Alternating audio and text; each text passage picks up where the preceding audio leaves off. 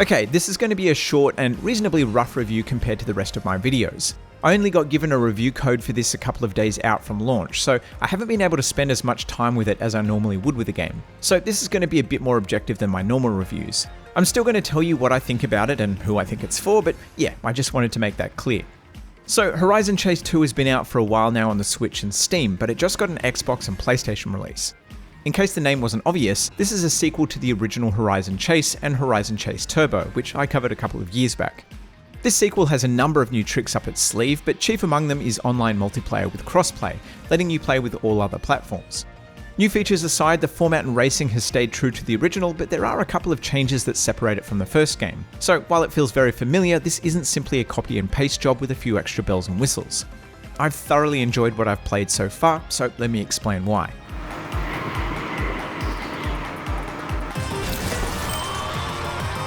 Okay, so Horizon Chase 2 is an arcade racer inspired by superscalar races like Outrun. It has 3 main modes: World Tour, Playground, and Tournament. It has up to 4-player local split screen, as well as online multiplayer. The racing is fast, and to finish first you'll need cat-like reflexes to navigate the twisty courses and dodge rival cars. And that's essentially it. The core of the game is pretty straightforward, and on the surface, apart from the colourful new visuals, it might not seem radically different to the first game. So how does it differentiate itself? Let's start with the racing.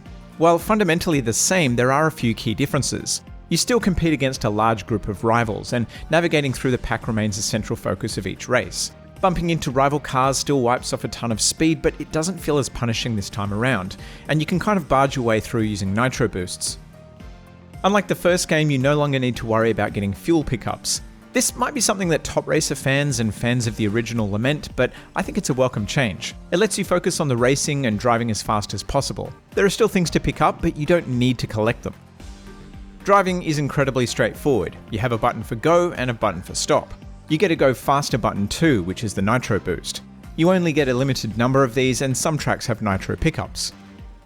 Horizon Chase has always been a fast game, but the sequel takes it to violent new levels. Car handling is tight and responsive, which is essential because the game throws corners at you like Ken throws punches. Track design is outstanding. Talk about hitting your diversity quota. Even within each country, there's so much variety, and some tracks even have different routes.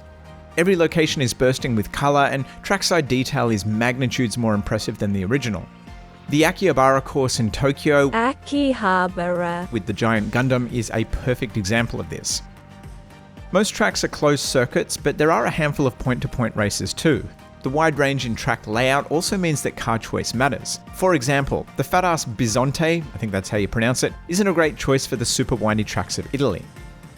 There's a good selection of vehicles that each have their own unique handling traits. The cars you unlock early can be upgraded too, and you can choose to improve stats like acceleration, handling, and top speed. This isn't a super granular system, but it does give you a bit more control than the original game did.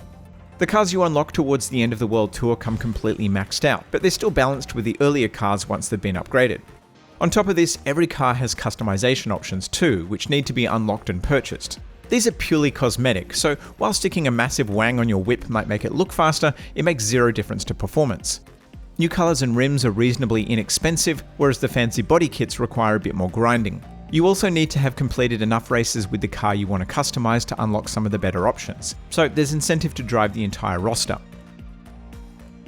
The main single-player mode is the World Tour, which sees you competing in races across a variety of countries where you earn trophies, coins, and credits. Completing races also unlocks new locations, and completing some locations unlocks new cars. A significant improvement here over the first game is replayability.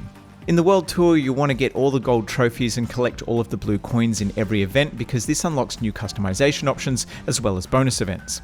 There's some really cool shit to unlock for those who want to sink some time into the game.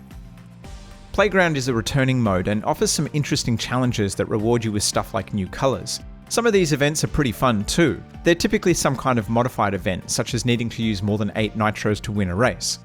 Playground is also where you can enter online multiplayer races. These are random events against random players. Beyond this, you can also create or join a private lobby. Unfortunately, I wasn't able to test this feature because I never found anyone else playing. I'll post an update in the comments post-launch to let you know if this changes though. Finally, you've got tournaments, which are 4 race events. These don't allow you to use your upgraded cars. Completing them earns you credits and they unlock some new purchasable paint jobs. There's also a handful of difficulties to unlock, which is done by playing the World Tour.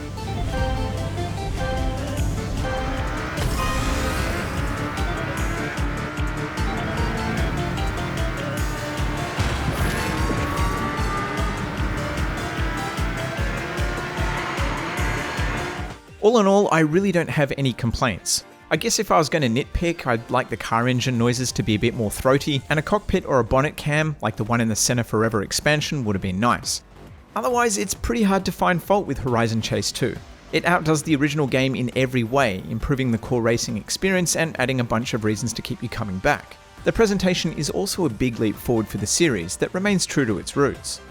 Fingers crossed online multiplayer comes together post-launch. There's plenty of replayability in the offline modes, but local-only multiplayer was my biggest complaint with the original game, and I'm absolutely stinging to jump online and test my skills. I honestly can't think of a reason why you shouldn't pick this up. I guess if you don't like arcade racing games, then sure, give it a miss. For everyone else though, this is a fast, accessible racer that is without question worth your time.